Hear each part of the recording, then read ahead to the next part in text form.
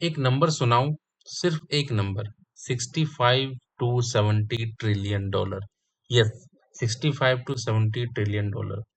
ये कोई एस्टिमेट नहीं है, ये ग्लोबल मिलिट्री स्पेंडिंग है लास्ट 25 सालों में, कंबाइंड क्यूमुलेटिव सिर्फ वॉर्स पे। इसको पर्सपेक्टिव में देखो, पूरी दुनिया की जीडीपी रफली 100 ट्रिलियन डॉलर है। वो इंसानों ने अपने ग्लोबल इकोनॉमी का 3/4 हिस्सा सिर्फ लड़ने में लगा। मिलियन लोग मरे, इकोनॉमीज डिस्ट्रॉय हुई, सिटीज रबल बन गई। तो ये वॉर्स बंद क्यों नहीं होती? ये सवाल इमोशनल नहीं है, ये एक सिस्टम क्वेश्चन है, और आज हम इसका जवाब ढूंढेंगे। पहला मैकेनिज्म, पॉलिटिकल इंसेंटिव। सोचो, एक लीडर के सामने डोमेस्टिक क्राइसिस है, इकोनॉमी खराब, लोग नाराज हैं, राइवल्स ताक में बैठे हैं, उसका पावर खतरे में है। तो वो क्या करता है? वो वॉर स्टार्ट करता है, या जो चल रहा है उसे एस्केलेट करता है।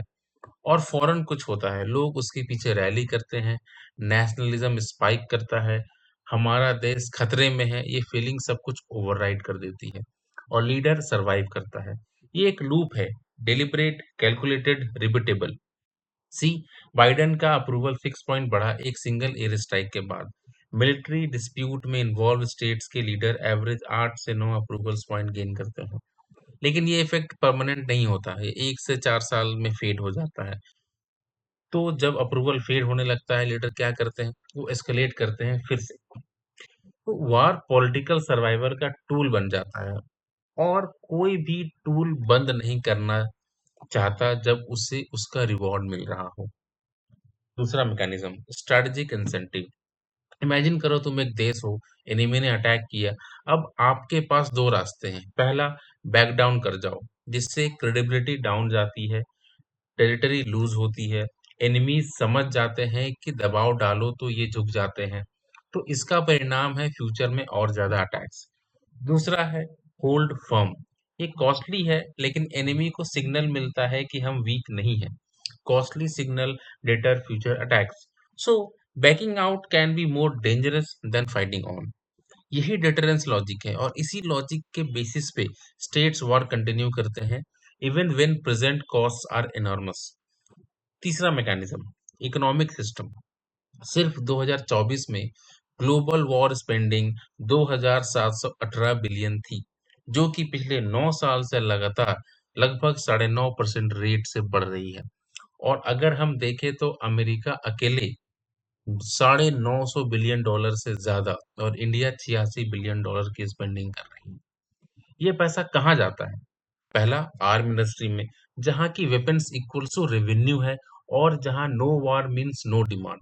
दूसरा, डिफेंस सप्लाई चेन में, जहाँ मैन्युफैक्चरिंग लॉजिस्टिक में जॉब्स क्रिएट होती है। तीसरा, एनर्जी मार्केट में, जहाँ की सैंक्शन बाईपास होते हैं, ऑयल प्राइसेस स्पाइक करती है। एक पूरा इकोसिस्टम एग्जिस्ट करता है जो वॉर से प्रॉफिट करता है। जब इतना कुछ इकोनॉमिकली स्टेक्ड हो, पीस एक इकोनॉमिक थ्रेट बन जाता है। पीस का मतलब डिमांड खत्म, जॉब्स खत्म, रेवेन्यू खत्म।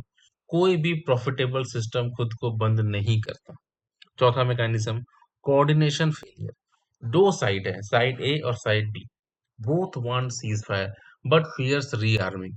दोनों साइड वॉर से थक चुकी है, दोनों साइड्स एक्चुअली पीस चाहती हैं, फिर भी वॉर कंटिन्यू होती है। क्यों? क्योंकि ट्रस्ट नहीं है। साइड ए सोचती है, अगर मैं रुका और साइड बी नहीं रुकी, मैं वीक दिखता हूं, तो वो रीआर्म करेगी। साइड बी एग्जैक्टली वही सोच, दोनों लड़ते रहते हैं, even though both want stop. Afghanistan में यही हुआ, सीरिया में यही हुआ। टॉक्स बार बार इसलिए कोलैप्स हुई क्योंकि कोई भी वेरीफाई नहीं कर सकता था कि दूसरा साइड सीज फायर के बाद रीआर्म नहीं करेगा। ये स्टुपिडिटी नहीं है, ये एक ब्रोकन ट्रस्ट सिस्टम का प्रेडिक्टेबल आउटकम है। और पांचवा मैकेनिज्म, सबसे इंसानी, बिहेवियरल फैक्टर। एक साइड है sunk cost trap. For example, Vietnam and Afghanistan. एक सोल्जर डिप्लॉय हुआ, फिर हजार, फिर वो मरने लगे, कैजुअलिटी आने लगी, फिर पैसा खत्म होने लगा। अब कोई आता है और कहता है, यहाँ से निकल चलते हैं, ये वॉर जीतने लायक नहीं है। और लीडर का रिस्पॉन्स होता है, मैं उनके सैक्रिफाइसेस को बेकार जाने नहीं दे सकता। और एग्जैक्टली यही प्रॉब्लम है, वो लाइव्स वापस नहीं आएंगे चाहे तुम लड़ो या नहीं। वो संक कॉस्ट है। यूएस अफगानिस्तान में 20 साल रहा, $2 ट्रिलियन खर्च हुआ, जीरो स्ट्रेटेजिक गेन। वियतनाम में 58,000 अमेरिकन लाइव्स लॉस्ट हुए। हर एस्केलेशन का जस्टिफिकेशन था, we can't abandon them now. और दूसरा साइड देखो, एस्केलेशन से स्पाइरल, स्मॉल कॉन्फ्लिक्ट से टोटल वॉर। हर छोटा कमिटमेंट दूसरे को पुल करता है। Stress depletes long term thinking और exit ramps disappear. Sunk cost logic ये है कि ये सिर्फ इंडिविजुअल बायस नहीं है, ये ऑफिशियल स्टेट पॉलिसी बन जाता है। अब थ्योरी को रियल वर्ल्ड में देखते हैं। दो वॉर्स, अलग कॉन्टिनेंट्स, अलग एक्टर्स, लेकिन एक ही सिस्टम। एक तरफ Russia Ukraine aided fuelled conflict, और दूसरी तरफ Iran Israel US energy and security linked escalation. Russia ने फेब 2022 में अटैक किया, डॉक्ट्रिन थी कि डेज में विक्ट्री होगी। अब अप्रैल 26 है, फिफ्थ ईयर चल रही है। सीएसआईएस के डेटा के मुताबिक रसिया ने जनवरी 24 से अभी तक सिर्फ 1.5% यूक्रेनियन टेरिटरी गेन की है। करेंट रेट अप्रोक्सीमेटली 415 से 450 स्क्वायर किलोमीटर पर मंथ। रसिया अभी यूक्रेन का सिर्फ 20% होल्ड करता है। रिमेनिंग 80% कैप्चर करने के लिए एट करेंट रेट 90 साल से ज्यादा लग जाएंगे। की सेक्टर में जैसे पोक्ट्रॉक्स, रसियन फोर्सेस सिर्फ 70 मीटर्स पर डे एडवांस कर रही है। वर्ल्ड वॉर वन का सबसे ग्राइंडिंग बैटल से भी स्लोअर। तो वॉर इतनी लंबी क्यों है? अगर हम डेटा देखें, 362 बिलियन टोटल एड मिला यूक्रेन को, जिसमें 174 बिलियन मिलिट्री और 163 बिलियन फाइनेंशियल एड थी। हर बार यूक्रेन कोलैप्स के करीब आया, नया एड पैकेज आ गया। एक्सटर्नल सपोर्ट ने स्टेलमेट रिसेट कर दिया बार बार।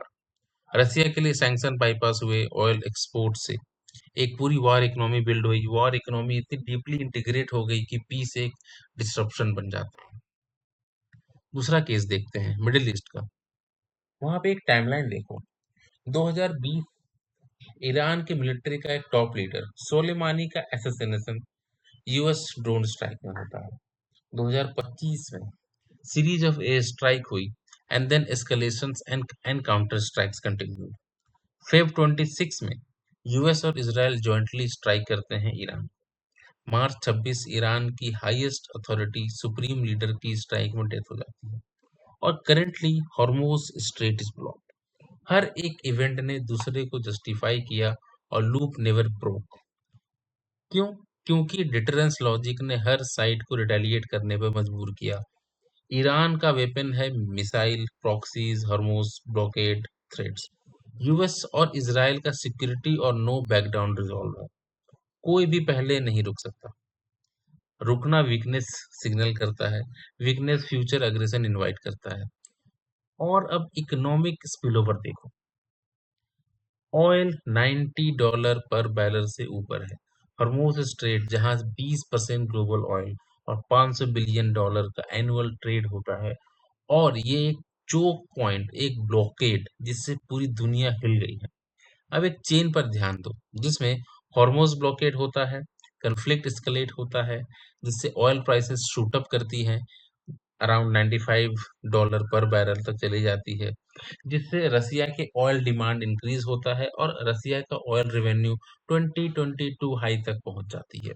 और यही रेवेन्यू फिर यूक्रेन वॉर फंड कर रही है। तो ये वॉर सिर्फ मिडिल ईस्ट की नहीं है। इंडिया का सोचो, चाइना का सोचो, हमारा फ्यूल प्राइसेस, हमारे इन्फ्लेशन, हमारे ईएमआईज। और ये है सबसे इम्पोर्टेंट फाइंडिंग, ये वॉर्स डायरेक्टली कनेक्शन नहीं है, कोई फॉर्मल अलायंस नहीं है, लेकिन वो एक सिस्टम की तरह काम करते हैं, through markets, through energy, through oil revenues. एक वार दूसरी वार को फंड कर सकती है बिना किसी डायरेक्ट अलायंस के। सो अब हम तीन स्ट्रक्चरल रीजंस देखते हैं जो वॉर को लंबी करते हैं। पहला है संक कॉस्ट फैलेसी, जिसमें कि can't abandon them escalates further. ये अफगानिस्तान का स्टोरी है, 20 साल, $2 ट्रिलियन और जीरो स्ट्रेटजिक गेन। वियतनाम का भी स्टोरी है, जहां पे 58,000 लोगों ने अपनी जानें गंवाई। हर बार एग्जिट रैंप आई, संक को कॉस्ट बायस ने ब्लॉक कर दिया। दूसरा, एस्केलेशन साइकिल, जहाँ पे हम 7 स्टेजेस देख सकते हैं। First is everything is calm, then there comes a trigger. उस ट्रिगर के वजह से एस्केलेशंस होते हैं। अब एस्केलेशंस के वजह से देन क्राइसिस आती है। अब उस क्राइसिस को ठीक करने के लिए we come to the recovery part, and then again the calm phase comes up, then again कुछ नया ट्रिगर होता है, and then the cycle continues. हर साल 10% रिस्क है कि कन्फ्लिक्ट की सिविरिटी डबल हो जाएगी।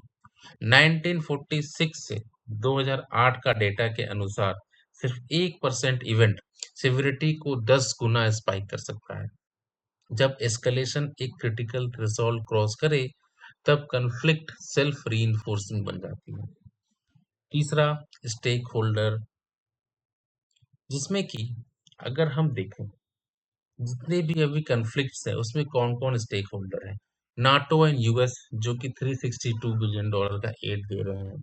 ईरान जो कि प्रॉक्सीज एंड होतीज का हेल्प ले रही है। चाइना एंड इंडिया जिनका कि एनर्जी स्टेक पे है। आर्म इंडस्ट्री जो कि प्रॉफिट लूप में फंसे हुए हैं। और ये सभी एक कन्फ्लिक्ट जोन के स्टेक होल्डर्स हैं। जैसे जैसे वॉर चलती रहती है, ज्यादा एक्टर्स ज्वाइन करते हैं। हर नया एक्टर स्टेलमेट रिसेट कर देता है।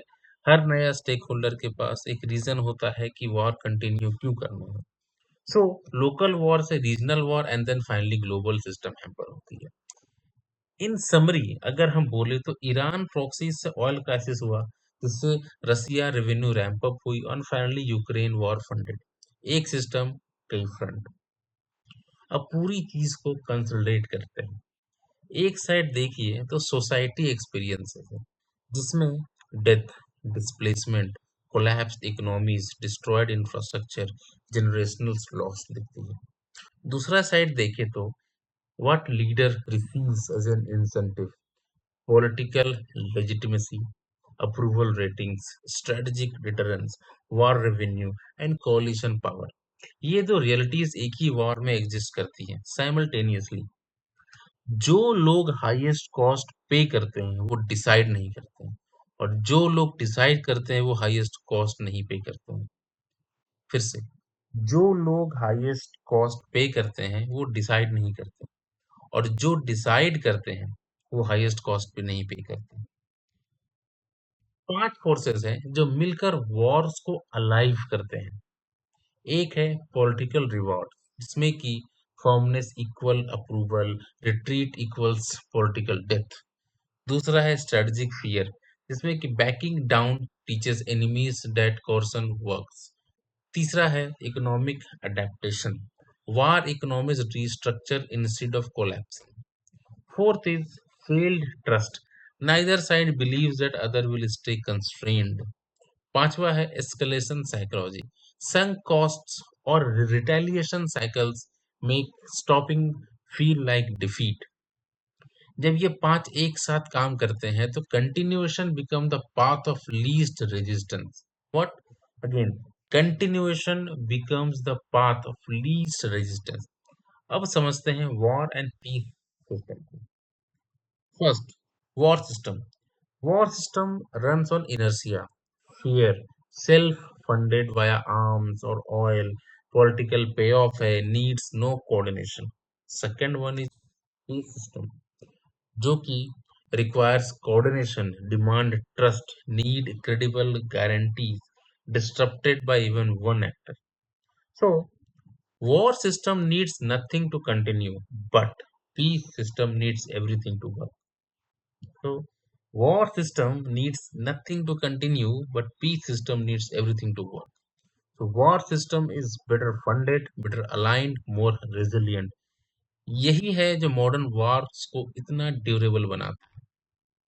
तो नेक्स्ट टाइम जब आप न्यूज में कोई वॉर देखें, कोई सीज फायर फेल होते देखें, कोई लीडर वॉर कंटिन्यू करते देखें, इवन व्हेन क्लियरली लूजिंग, मत सोचना ये इरेशनल है।